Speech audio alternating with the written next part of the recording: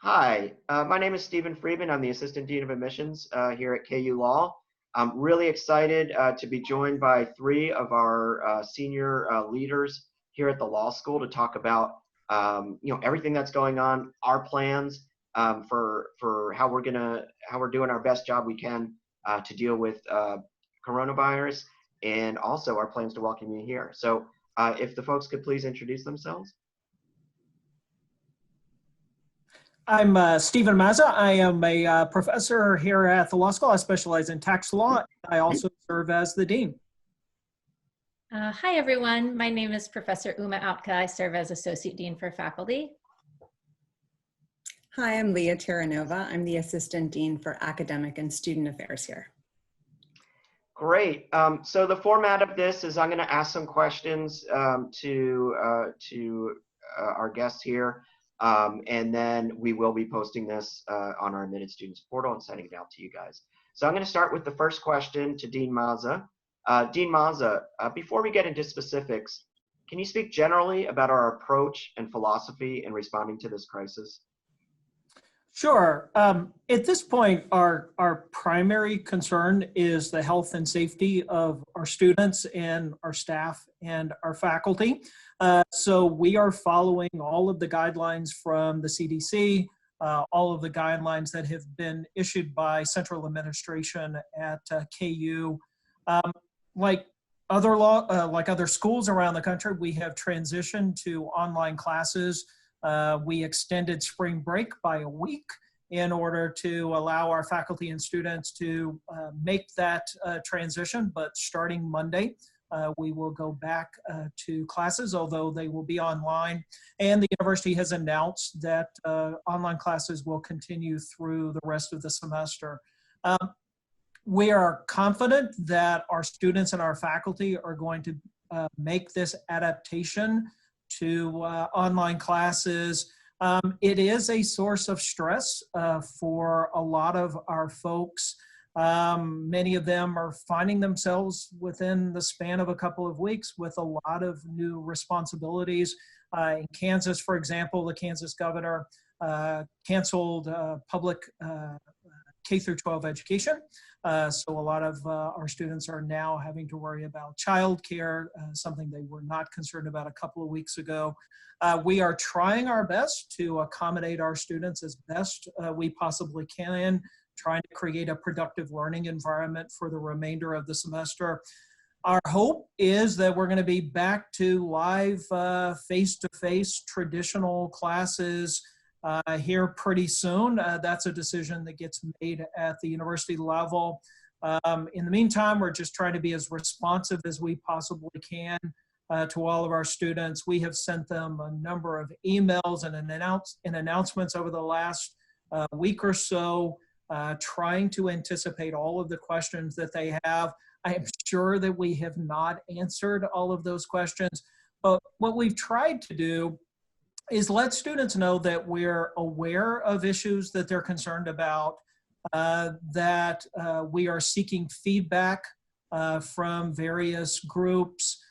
We try to issue the policies under which we will make a decision that will take into account equity and concerns about employment and the like. And then we also try to give our students a date by which a decision will be made. So if we can't make that decision immediately, we will at least let our students know when they can expect a decision about important academic matters. Great. Dean Outka, can you talk about the process of moving towards online classes? How are our faculty preparing for this? Do they have much experience with online teaching? And can you speak about whether we plan to have online classes in the fall? Sure, I'm happy to do that. This was unexpected for the students and the faculty alike. And so the process for figuring out how do we transition a course like, for example, my 60-person property class into an online setting. And what we've done is just assemble as many support structures as we can to assist faculty, and the university itself has provided extensive instruction and hands-on individual support for IT. And, the range of comfort level with the technology is obviously, on the one hand, someone who has never really used it to someone who's very comfortable with it already. And so I think with the resources that the university has made available and the training that some of our staff within the law school have gone through in order to be able to individually support faculty, we're able to make this transition next week.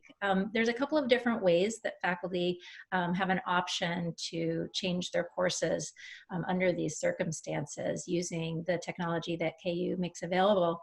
One way, and that's what a lot of the professors are doing, is making their courses available online in an asynchronous manner, which means that students can review the recorded lectures and slides in small segments combined with whatever kinds of activities they would have been doing in class, but could do it in on a schedule that works for them, that isn't at the set time that they would have otherwise been in class. Some faculty are opting, especially in smaller courses, to try to teach the course in a synchronous manner, still being offered at the time that the students were used to attending class in a live setting. And, we won't know till next week exactly how all of these work, but we feel like we have enough access to supports that if we're running into problems, and most importantly, if students are running into problems with getting into the technology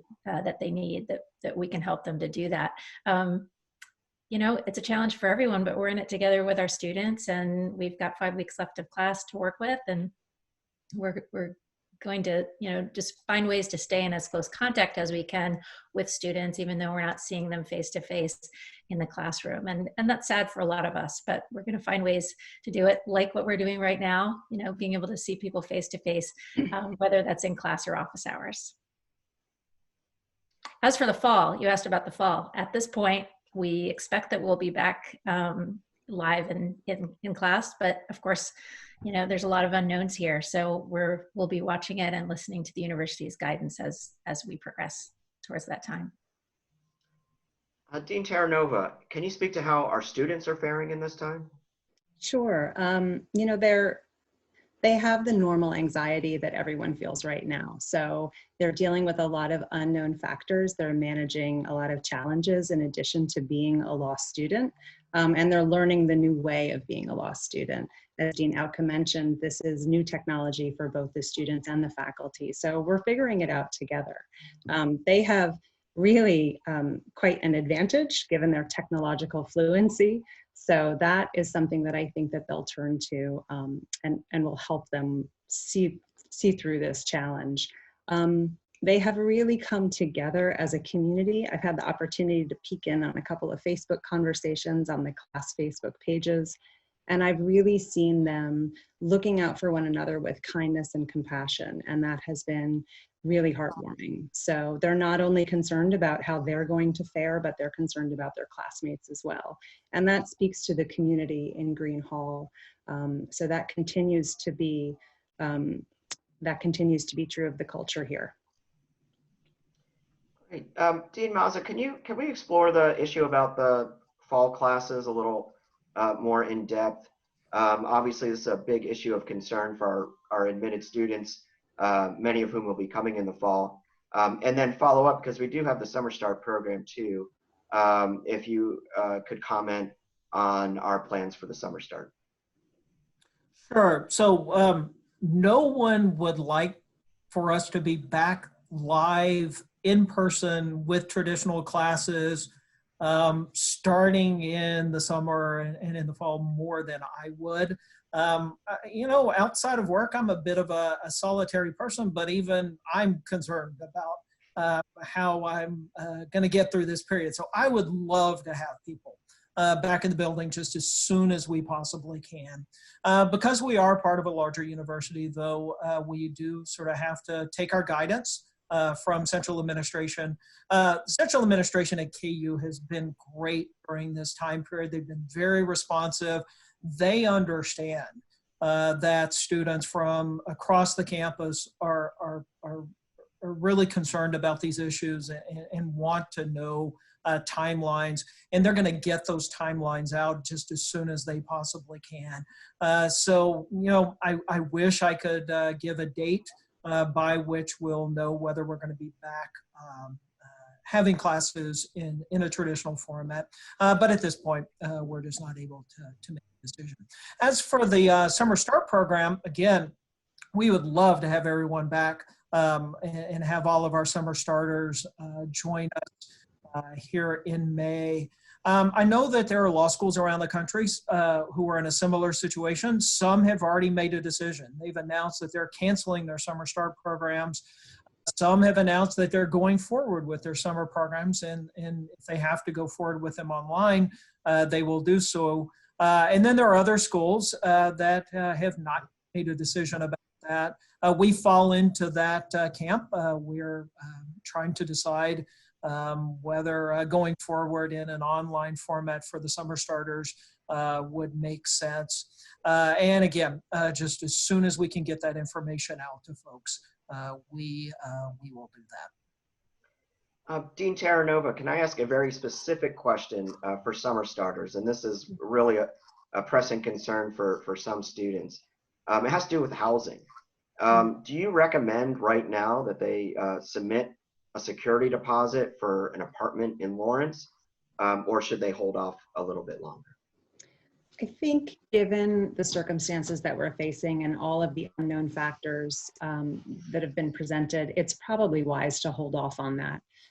As Dean Mazza mentioned, we will be in communication with students as early as is possible.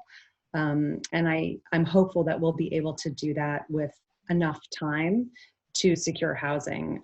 Lawrence, being the town that it is, has quite a bit of student housing available. So finding an apartment, even after waiting a few weeks longer, should not present any issues. So my advice would be to wait until we know a little bit more about what the Summer Start program will look like. Great. Earlier I posted on our incoming class Facebook group, I asked folks if they had any specific questions. So the next few questions are going to come from some of those folks who posted on there. Some of them I might actually answer because they're more admissions based. For example, the first question from William Payne, will deposit deadlines be adjusted given the situation?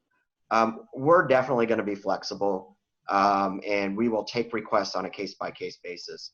We have not made an overall decision to change the deadline, and we encourage everyone to submit their deposit by the normal deadline. But we understand there are folks out there who might have financial issues or having a hard time visiting law schools, of course.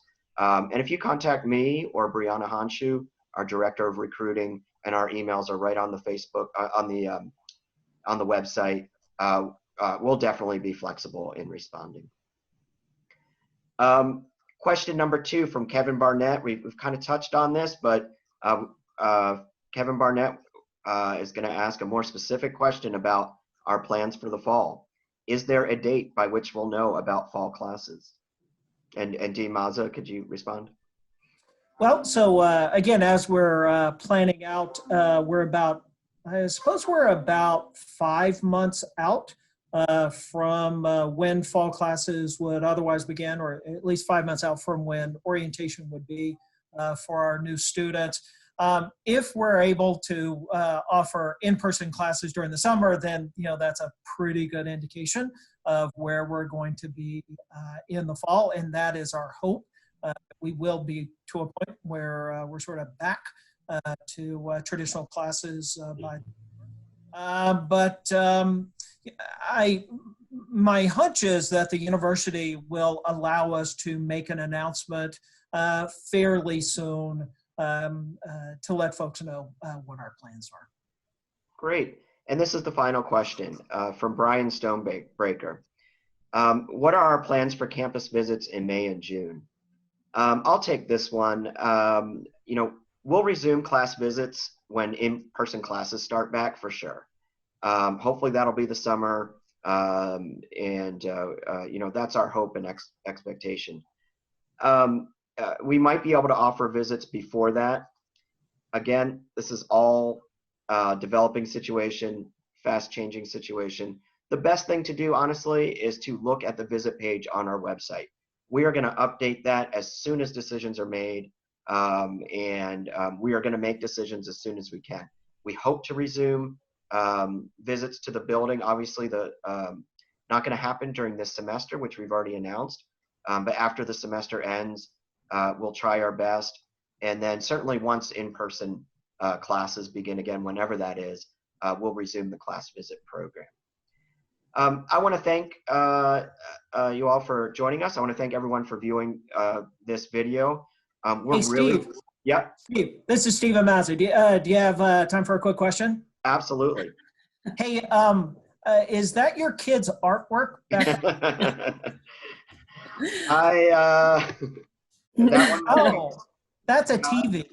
I hope not. I spent like thousands of dollars for that, and apparently it looks just like my kid did it. So yes, that's my kid's artwork. Yeah. That is nice. Is that a cat?